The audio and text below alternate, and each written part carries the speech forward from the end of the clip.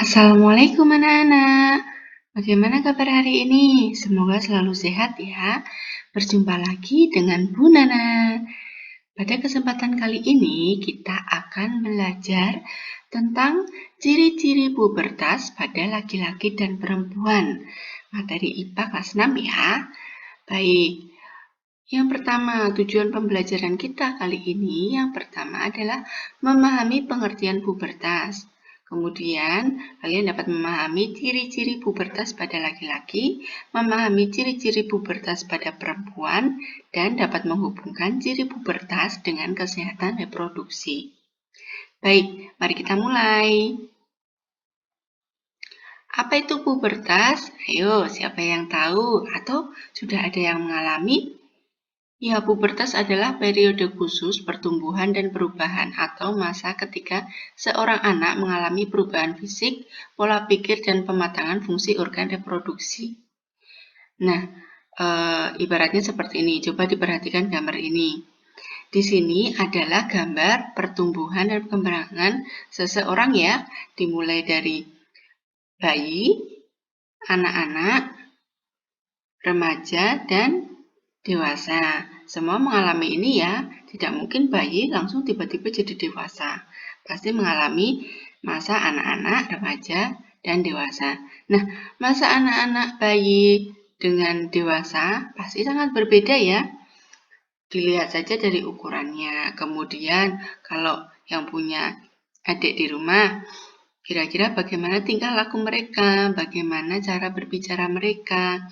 Bandingkan dengan orang dewasa di sekitar kalian, ayah, ibu, kakek, nenek, atau kakak saudara kalian yang sudah dewasa. Tentu sangat berbeda ya. Nah, dari anak-anak ke dewasa ini ada satu masa, yaitu masa remaja. Nah, pada masa remaja ini, masa perubahan dari anak-anak yang akan menjadi dewasa. Nah, pada masa remaja ini terjadi masa pubertas. Masa perubahan ya dari anak-anak mau ke dewasa. Di sini mengalami perubahan fisik, pola pikir, dan pematangan fungsi organ reproduksi. Sudah ada gambaran ya apa itu pubertas?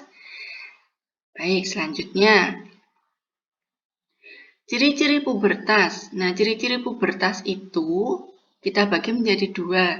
Ada ciri pada perubahan primer, yaitu perubahan yang merupakan tanda mulai matang fungsi organ perkembangbiakan atau organ reproduksi pada anak.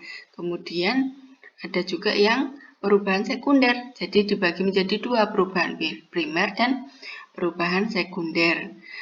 Perubahan sekunder sendiri adalah perubahan yang menyertai perubahan primer, umumnya bersifat nampak seperti perubahan fisik dan psikis. Kemudian, ciri umum pubertas. Ciri umum pubertas di sini biasanya ada pubertas secara fisik, itu paling banyak ya perubahan tubuh, postur tubuh, tumbuh rambut, jerawat, bau badan dari anak-anak ke remaja itu beda ya. Kemudian pubertas secara psikis, perubahan psikologi atau tingkah laku, misalnya masa mencari identitas diri, dia ingin mencoba hal yang baru, kemudian emosinya labil. Ini ciri umumnya. Nah, sekarang kita akan mempelajari secara khusus pada laki-laki ataupun perempuan. Cirinya berbeda ya, terutama pada perubahan fisiknya.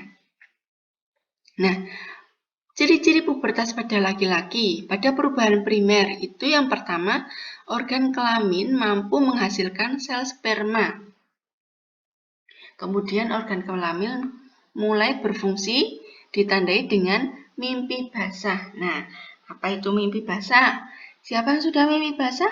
Atau kalian sudah pernah mengalaminya? Nah, mimpi basah itu kalau dalam dunia medis itu namanya emisi nokturnal. Jadi Mimpi basah itu diartikan sebagai keluarnya air mani pada malam hari tanpa disengaja. Makanya disebut mimpi basah. Basah karena keluar air mani dari penis. Air mani itu apa, Bu? Air mani itu cairan yang mengandung sperma. Karena tadi organ kelamin sudah mampu menghasilkan sel sperma. Nah, perkembangan sel sperma ini dipengaruhi oleh hormon testosteron. Kemudian, bagaimana perubahan sekundernya?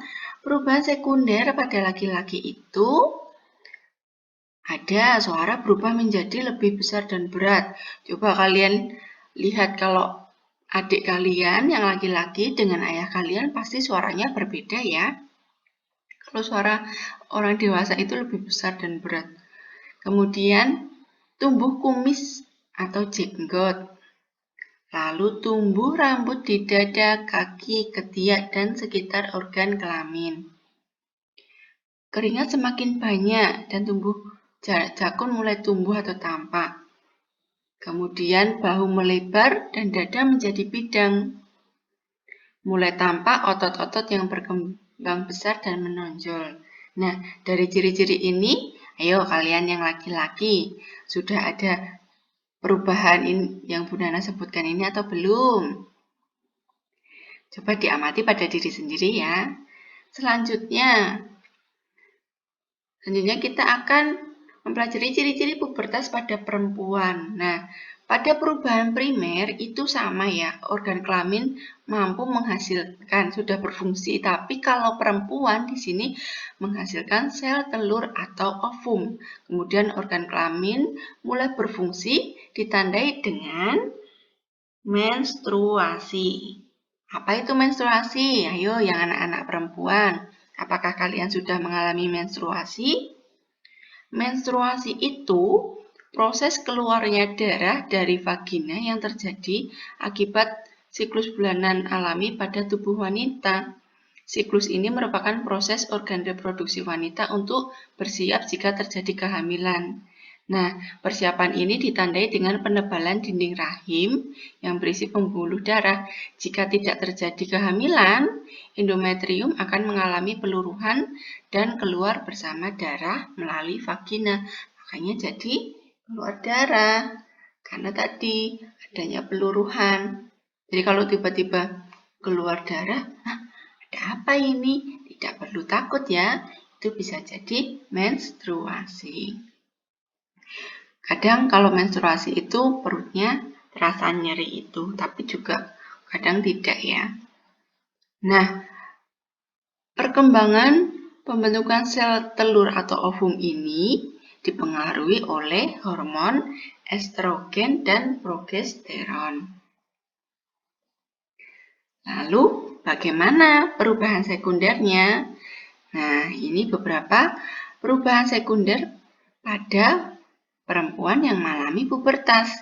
Payudara mulai membesar, pinggul juga membesar, kemudian tumbuh rambut di ketiak dan sekitar organ kelamin. Suaranya lebih nyaring, kemudian keringat semakin banyak. Nah, dari tanda-tanda ini atau perubahan ini, ayo anak-anak perempuan siapa yang sudah mengalaminya? Coba diamati dirinya sendiri ya. Nah, di samping perubahan fisik baik pada anak laki-laki maupun perempuan pada masa pubertas yang sudah Bu Nana jelaskan di awal tadi, ada juga perubahan sikap dan perilaku dalam masa pubertas. Nah, perubahan sikap dan perilaku ini bisa dialami oleh anak laki-laki maupun perempuan. Biasanya sikap ini muncul di awal-awal masa pubertas. Apa saja? Ini beberapa contohnya. Pertama, ingin menyendiri. Biasanya anak yang mengalami pubertas itu, dia awal-awal itu dia menarik diri dari teman-teman dan dari kegiatan keluarga. Kadang juga sering bertengkar dengan teman, dengan anggota keluarga. Kadang dia juga suka melamun. Dia merasa mengapa saya tidak dimengerti, mengapa saya diperlakukan kurang baik. Jadi awal-awal itu biasanya jadi sensitif. Kok aku diginiin ya, kok aku digituin ya. Nah, Kemudian dia menarik diri, dia ingin mencari tahu apa sih yang terjadi pada diriku. Gitu, jadi lebih sensitif ya. Kemudian yang kedua, antagonisme sosial. Nah, anak pubertas itu di awal-awal biasanya seringkali tidak mau bekerja sama, sering membantah dan menentang. Namun, dengan berlanjutnya masa pubertas, anak kemudian menjadi lebih ramah dan lebih dapat bekerja sama dan lebih sabar kepada orang lain. Kalau di awal-awal kadang suka menentang, dia kayak gitu, aku nggak mau kerja sama dia. Nah, jadi masih sensitif ya. Kemudian 3, hilangnya kepercayaan diri. Nah, yang dulunya anak-anaknya dia selalu sangat percaya diri, kadang pada masa pubertas dia malah jadi tidak percaya diri. Dia merasa dirinya ada yang kurang atau takut dengan sesuatu, atau mungkin dia merasa takut gagal, kemudian dia melihat fisiknya merasa malu, minder. Nah, itu sering dialami oleh anak-anak pada masa pubertas. Kemudian bosan. Nah, anak pubertas itu biasanya dia mulai bosan dengan permainan yang sebelumnya sangat disenangi ya, waktu kecil senang banget, tapi sekarang apa sih main anak kecil. Nah, kadang seperti itu. Kemudian tugas sekolah, kegiatan-kegiatan sosial, dan kehidupan pada umumnya biasanya mulai bosan, ini aja. Ya, sekolah lagi, ya, tugas lagi. Ya, cuma disuruh bantu terus, ya, nggak bisa main, ya, begitu. Kadang merasa bosan di awal-awal itu. Tapi, perlahan-lahan ketika dia sudah mulai mengerti, jadi dia bisa mengontrol rasa kebosanannya itu. Selanjutnya, emosi labil. Nah,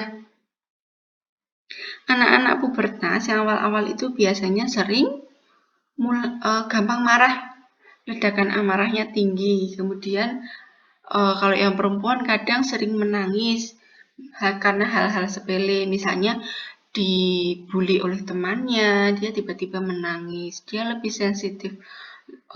Temannya ngejek sedikit apa gitu langsung dia nggak terima, langsung marah. Nah, marahnya itu emosinya terlalu tinggi. Biasanya dialami di masa awal-awal pubertas. Nah, ini beberapa perubahan sikap dan perilaku ya. Biasanya dialami di awal-awal sih, tapi tidak mesti ya semua anak mengalami seperti ini. Bisa jadi ada yang sudah bisa langsung mengontrol emosinya, itu bisa. Jadi tidak harus semua ciri-ciri ini ada pada anak pubertas. Nah, selanjutnya hubungan ciri pubertas dengan kesehatan reproduksi. Bagaimana hubungannya? Hubungannya seperti ini. Jadi masa pubertas itu kan masa-masa seorang remaja mulai mengalami beberapa perubahan sikap dan perilaku. Nah, pada masa ini juga organ reproduksinya sudah mulai berkembang kan tadi, seperti yang Bu Nana jelaskan di awal. Nah, untuk menghindari hal-hal negatif, maka remaja harus selalu menjaga kebersihan organ reproduksi dan berhati-hati dalam bergaul. Nah, mari kita simak bagaimana cara menjaga kesehatan organ reproduksi. Di sini Bu Nana bedakan menjadi 2 ya, kesehatan organ reproduksi laki-laki dan organ reproduksi perempuan. Kenapa beda? Karena organ reproduksinya kan berbeda.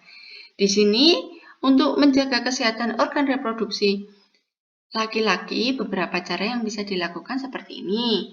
Rajin mandi dan membersihkan alat kelamin secara rutin, memakai celana dalam yang bersih dan tidak ketat, mencukur rambut kelamin secara berkala, hati-hati ya mencukurnya. Kemudian menjaga dari kelembaban, nanti tidak ada jamur ya.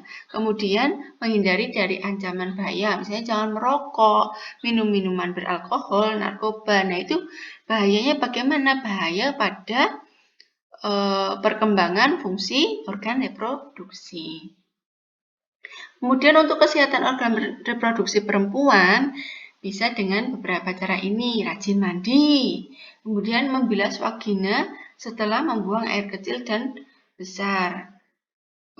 Membilasnya dari depan ke belakang ya, jangan dari belakang ke depan. Kemudian ketika sedang menstruasi nih, anak-anak perempuan memakai pembalut yang lembut dan bebas kuman. Kemudian sering mengganti pembalut agar tidak lembab ya, karena dapat menyebabkan jamur. Kemudian memakai celana dalam yang berbahan mudah menyerap keringat.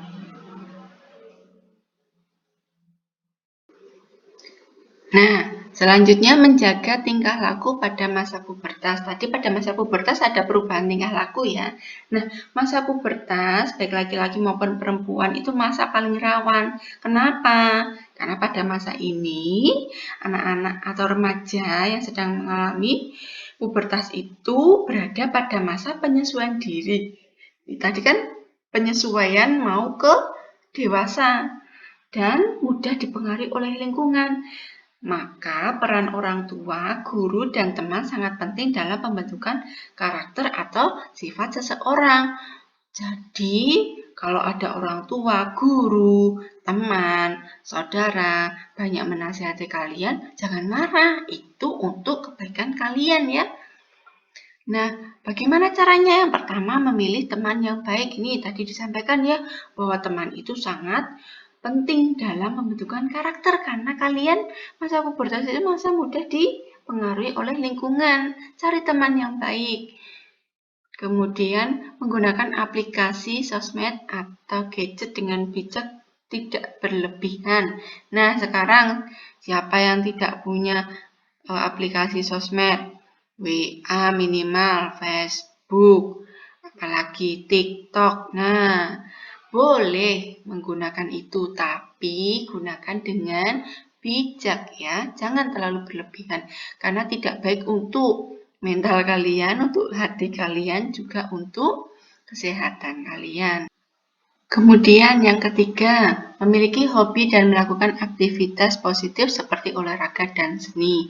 Nah, apa hobi kalian? Apa kesenangan kalian? Nah, silakan itu dikembangkan. Yang jelas, hobi yang positif ya, misalnya olahraga, atau seni, atau yang lainnya, yang jelas yang positif, agar kalian tidak gampang bosan. Kemudian mendengarkan dan mematuhi nasihat orang tua. Nah, ini nih yang tadi Bu Nana sampaikan. Jangan pernah bosan ketika orang tua kalian menasihati kalian. Apa sih bapak tuh ngomong aja dari tadi nasihatin terus. Aku tuh udah gede. Bukan seperti itu ya. Bisa jadi orang tua kalian itu menasihati kalian itu maksudnya kan untuk mengingatkan kalian ketika kalian lupa, diingatkan, dinasihati agar kalian menjadi anak yang baik, agar perkembangan kalian itu baik. Jadi jangan mudah tersinggung dengan nasihat orang tua, meskipun itu sebenarnya kadang tidak sesuai dengan keinginan kita, tapi kita terima dengan baik. Kalau itu baik ya dilaksanakan, kalau itu tidak ya tidak usah dilaksanakan. Itu ya, tapi rata-rata kalau nasihat orang tua pasti yang baik untuk untuk kebaikan anak-anaknya. Kemudian mempertebal keimanan kepada yang Maha Kuasa. Nah, ini dengan kita mempertebal keimanan tentu akan menghindarkan diri dari perbuatan-perbuatan yang negatif. Baik, itu tadi materi tentang pubertas ya. Semoga video ini bermanfaat. Terima kasih. Tetap rajin belajar anak-anak. Sampai berjumpa kembali di video selanjutnya. Dadah!